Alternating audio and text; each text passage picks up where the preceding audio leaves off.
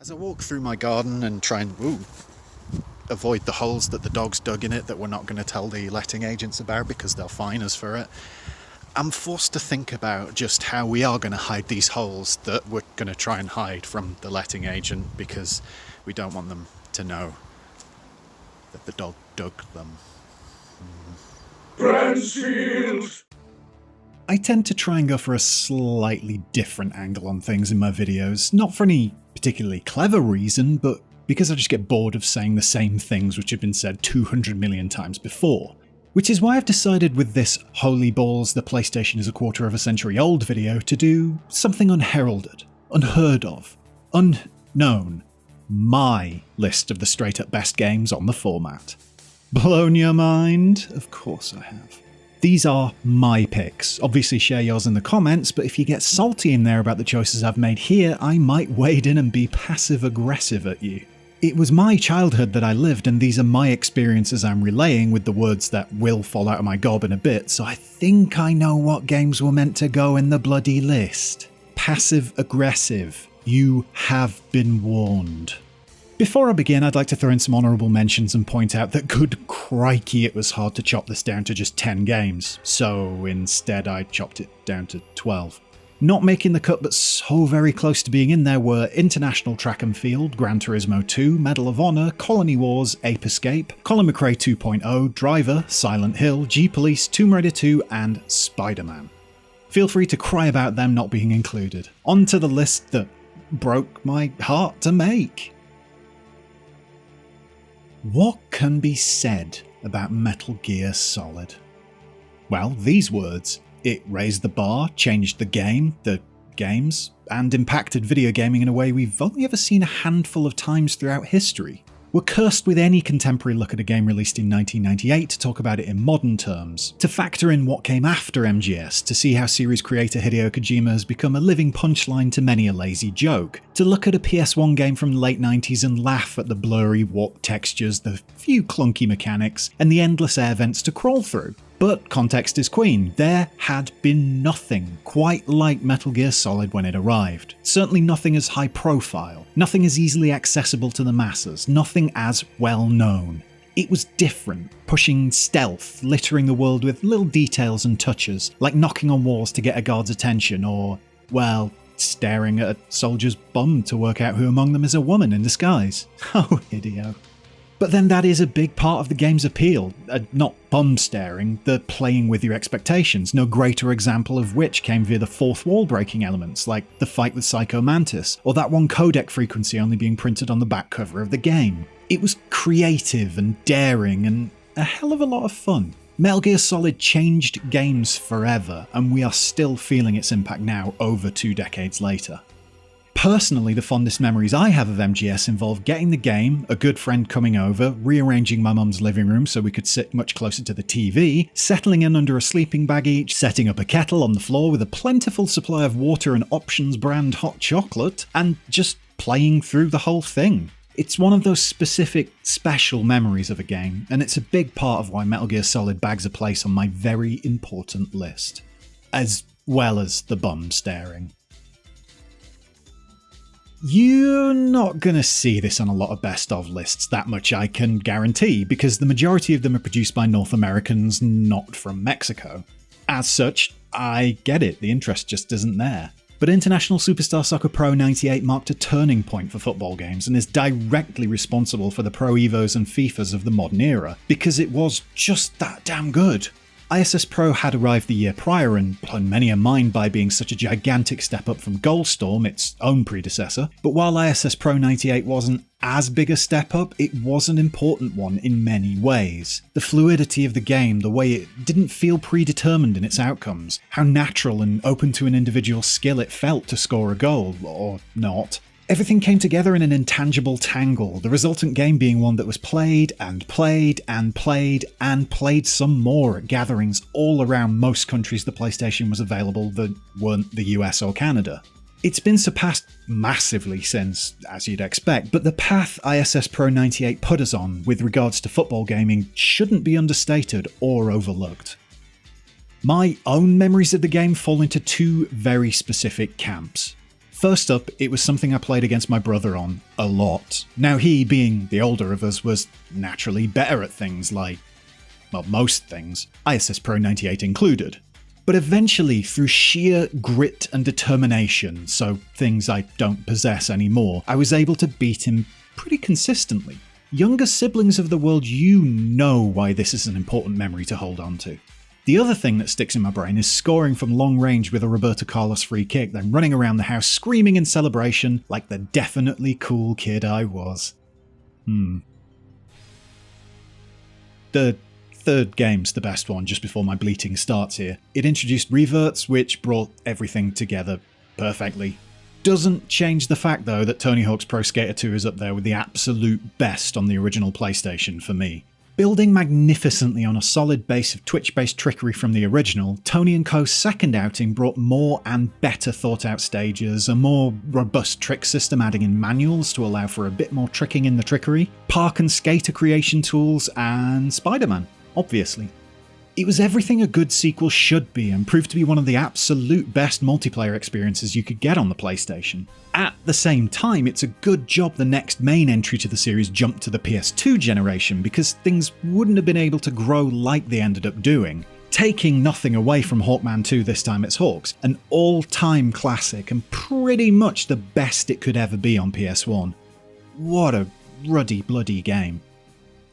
Tony Hawk's 2, to me, was the source of endless multiplayer sessions. Well, a mix of endless sessions, playing horse with rude words because that's always going to be funny, but near endless sessions which would then end because we'd go out to pubs and clubs where they'd play a bunch of the music you'd hear in the game. Yes, dear reader, viewer, whatever you are, I am a living example of one of those people whose music taste was very clearly directed and influenced by the Birdman's first few outings. Games have impact. Who knew? Another example of sheer impact that can be lost without context, Final Fantasy VII might as well have been the first RPG ever released in the West. Cue thousands of, well, actually flavoured heads exploding. Yes, we had countless text-based RPGs and dungeon crawlers and the odd limited release JRPG on console and a lot of other stuff, but it was Final Fantasy VII that marked a significant change. Why? As with so many things on the ludicrously popular PlayStation, it came down to visibility. Square's Epic was on the receiving end of a metric cockload of hype. There were plenty of thirsty PS1 owners out there waiting for this revolution across 3 CDs, and, well, from there it just spread. I won't claim every one of the millions who bought FF7 loved it or even enjoyed it, because that would be stupid. But those of us who did, I would wager real money on the vast majority of them being people who'd never before played a role-playing game, not in any real sense, and who were left utterly enamoured with the tale of eco-terrorists turned planetary saviours and the flower girl who just wouldn't quite make it to the later discs, or decide how to spell her name. Naysayers come out of the woodwork with Final Fantasy VII because it's one of the most popular JRPGs, one of the most popular games ever made. But the fact is, this is one of the best in the series. It is one of the best JRPGs ever made, and it is one of the finest PlayStation games ever released. I was one of those who bought into the hype. I'd had some experience in RPGs of the D&D style, Eye of the Beholder and Dungeon Master sorts of things, but I can't say I knew or was a fan of the genre, especially not the Japanese breed. But the magazines told me it would be good, so I bought Final Fantasy VII. I plumped for the US version of the game, my first ever import. Mail order, it was the 90s, and no cash card to speak of meant I needed to pay by cash, so I sent 40 quid in notes and a few quid more in coins. Weeks later, and no game had shown. I plucked up the courage to call the company to find out what had happened and was told a torn envelope had arrived with 40 quid in it and no coins. Without those coins, no game. Thanks to a cheque being written, likely by a parent, this whole debacle was sorted and I got my game. I then discovered the wonderful world of not having an RGB SCART lead for my PlayStation and the black and white picture I had of my little 14-inch TV in my room. It wasn't so bad. I actually played a lot of it like that with no issue, until reaching Hojo's lab, in which you're at one point made to follow a bloody trail on the floor, which didn't show up in monochrome. So I ended up stuck there until I got a SCART lead some weeks later. Heady, weird, idiotic days. Just like the other Konami entry in this list, I wouldn't expect everyone to have this in their own best-ofs. I'm talking about ISS Pro 98, not Metal Gear Solid. Wow, remember when Konami used to make games? Anyway, Vandal Hearts was never the deepest game. It never made for the most compelling story, and once you sussed the tactic you needed to employ in 95% of the levels, that being stand still and let them come to you, it was a bit of a cakewalk. But those criticisms fall short of a mortal wound, thanks in no small part to the game's handling of mortal wounds. Yes, the blood-gushing bombast of Vandal Hearts was what made it a classic to me. Battles were intense and, at times, tricky, and the visceral thrill or horror of seeing a character bloodily disposed of had real impact, something I hadn't found much of in the often more po-faced, broader RPG genre. I don't want to say Vandal Hearts was a Michael Bay film in strat-tac RPG form, but it sort of was. A better story than Bay can handle and fewer big-ass special effects, but idiotic bombast all the same. Everyone should have space for shallow, bloody fun on their best-of lists, as far as I'm concerned. I'd been bitten by the RPG bug by the time I played Vandal Hearts, but it was the game that single-handedly introduced me to the concept of the strategic, or is it tactical, RPG. Like chess, but more exciting. Whisper it, but it's probably still my favourite subgenre under the RPG umbrella. Another revelation that came via Vandal Hearts was the fact it took about 10 hours, maybe a bit less, to complete. Believe me, after only ever having completed one RPG at this point, 60 hours or so of Final Fantasy VII, that came as a pleasant surprise. I still have regular playthroughs of Vandal Hearts today because it's actually manageable as an adult.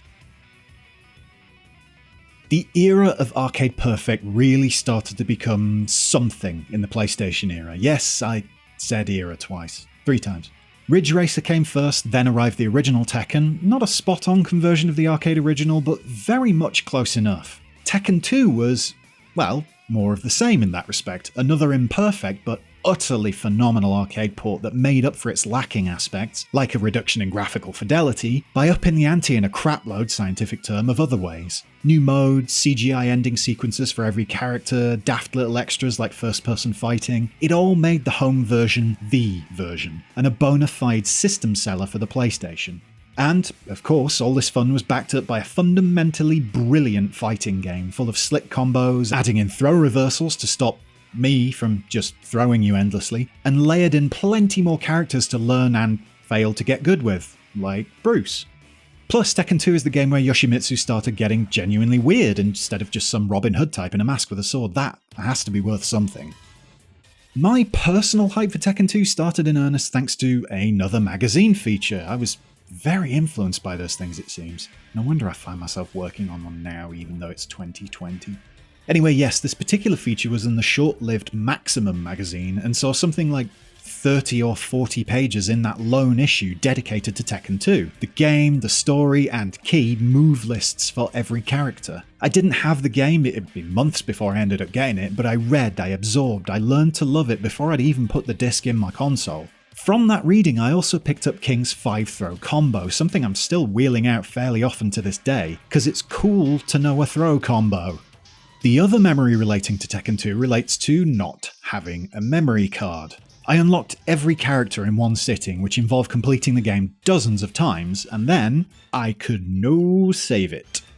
So I did what all smart kids would do. I left the PS1 switched on for days. Not many games were worth that kind of treatment. I can't say PARAPPA the Rapper invented the rhythm action genre because someone will go yeah in the endless pursuit to be right about everything online. Still, PARAPPA the Rapper basically invented the rhythm action genre. Not only did it do that, but it was also loads of fun to play and well designed. Not only that and the other that, PARAPPA presented one of the most creative, unique worlds I've yet seen. A colourful cartoon world of paper-thin beanie-sporting dogs with crushes on flowers, greedy bears, chin-heavy, chin men, driving lessons and toilet queues. It sounds like I'm taking the piss, but yes, I am doing this. You gotta believe. The actual game bit was simple. You repeat the button presses presented to you in time, but it escalated significantly across the 6 levels to the point where it was a maddening experience in manual dexterity. The less said about trying to play PARAPPA on a modern display with all the frames of lag added and a wireless controller to boot, well, that's why I was so bad at it for this recording. That's my excuse, etc, etc. So it's in a weird place, because unless you're playing on a CRT or the PSP version, PARAPPA the Rapper isn't actually as good as it was a quarter of a century ago. But at the same time, it was still incredible, and it was still an absolute great of the PlayStation era. I would have had no interest in PARAPPA were it not for the legend of the official PlayStation magazine's demo. The first level was playable, and play it I did, repeatedly, endlessly, learning it off by heart, picking up the odd verse, singing along. Now, in 2020, it's still pinging into my head and singing aloud about kicking, punching, jumping and blocking. It is all in the mind. I can't think of any other aesthetic I've been as instantly drawn to as that in PARAPPA the Rapper, and that rapping pooch is still one of my favourite of the things. I want a frog beanie. Another sequel that perfected the format. I was tempted to go with the original game, but for me it's Resident Evil 2 that really showed what survival horror was all about. Well, that and Silent Hill, but Silent Hill isn't in this list, deal with it. Resi's second outing nailed practically everything. A bigger game world, more variety in everything, more characters, definitely more zombies on screen at once, and an atmosphere of absolute perfection from beginning to end, really hammering home the whole "oh no, this city is bollocks" feeling as it did. And on top of that creative fun and genuinely scary initial package came a second disc and a second character to play as, and then when you'd finish the game, another 2 perspectives to play it through from, and the chance to play as a military or mercenary sort called Hunk, and to play as a piece of tofu. Resident Evil 2 wasn't content with taking everything about the original game and making it better. It also made it bigger, more over the top, more enjoyable, and gave you more layers to peel back as you went along. And frankly, it's still up there with the best of the series, even with it being 10 million years old and not featuring Barry Burton. I think I first saw Resi 2 on an episode of Games Master when it was still in the form that would eventually become known as Resident Evil 1.5, the abandoned version basically. I can remember watching it on video on repeat, the few seconds of footage from the game, a lot. I was cool, have I mentioned that? Anyway, what we ended up with was better than Resi 1.5. Having played the early version of the game, I can now say that for certain. And the proper Resident Evil 2 became one of those games I played over and over, in part because it was such good fun, but also because it did reward you with so many extra bits and pieces for playing it so much. I actually got to a point where I was able to play through the entire game. I don't remember as which character or in which scenario it was, but I could play through the entire game in one sitting, without saving, and without having to use any health items. I attempted to demonstrate my incredible games playing abilities to my brother and mother once, announcing with uncharacteristic confidence what I could and was about to do. I believe I died at the first boss.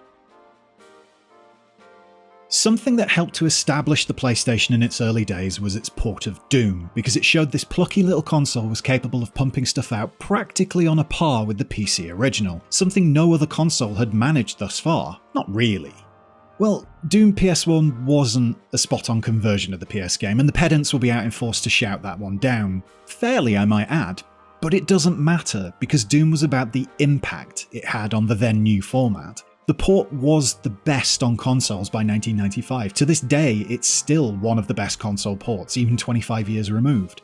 Why? Because it played to the PS1's strengths. It included enough of the original to be sure it was still Doom, but it showed off the fancy extras like coloured lighting and the genuinely incredible CD quality soundtrack. It was tailored very well to the analog stick lacking controller. It included multiplayer, and if you were as smart as me, Captain Smart, you could play multiplayer with just one disc. Yeah, pretty cool guy. Would the PS1 have been as much of a success without its Doom port? Yes, probably. I don't see why not. But the Doom port did bring with it the legitimacy that arrived hand in hand with a competent, no, a very good port of an absolute classic. For my part, I felt like I had to wait an eternity to get Doom. First playing it on a friend's dad's PC in what must have been around 1994-ish, I loved it so very much. 10-year-old Ian being utterly enthralled with a world of shotguns blasting pig demons while MIDI metal blared out in the background. But we didn't have a PC at home, and the SNES version of the game didn't arrive until after I had a PS1, and so that was old news. No, I was forced to wait until December of '95, and it was hard work. I read that Doom comic when it first came out, you know, the memed one, as it came free with a magazine I bought. I learned the demons' names, the tactics to beat them, where each weapon was located. I prepared. Helpfully, there was also a demo version which let me master the Gauntlet level from Doom 2, which I think I've only just realised isn't called the Gauntlet. Did I play that to death? Just like PARAPPA's demo, you gotta believe. I did. Gotta believe I did. Yep, another second game in a series, almost like a lot of second shots on the PS1 were where devs really found out the best way to do things. On a new console, who'da thunk it? That said, it's not like SINGLETRAC, Twisted Metal 2's creator, really upped the ante as far as the tech aspects went with the game. Mainly, while it looked better than the first game, it did indeed still look like ass. Really, look at contemporary reviews in which blurry textures, pixelated sprites and other such dodginess is pointed out. This wasn't a game hailed then for looking great and laughed at now, it was always a bit of a joke on the tech side. But Twisted Metal 2 was never a joke from the perspective of what it actually played like. Whereas ISS Pro 98 was one more played outside of the States and Canada, I'd wager TM2 was the opposite. It's a more North American experience, I'd say, because it's big, loud, and full of high-powered weaponry, basically. Twisted Metal 2 was another one that just had so much in it, so many extra bits and pieces squirreled away somewhere or other, from the obvious, like blowing up the Eiffel Tower, through to the less obvious, like cheat codes hidden on the city textures you'd plummet towards in the New York level, and plenty of other things I can't even remember. It was just completely rammed with content.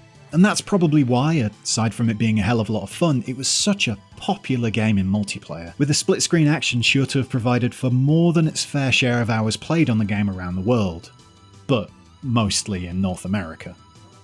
I have such fond memories of playing Twisted Metal 2 in the living room of my friend's house, a bunch of us bundled in there taking it in turns, winner stays on in one-on-one battles, or playing through the campaign together, when you died you switched out sort of thing.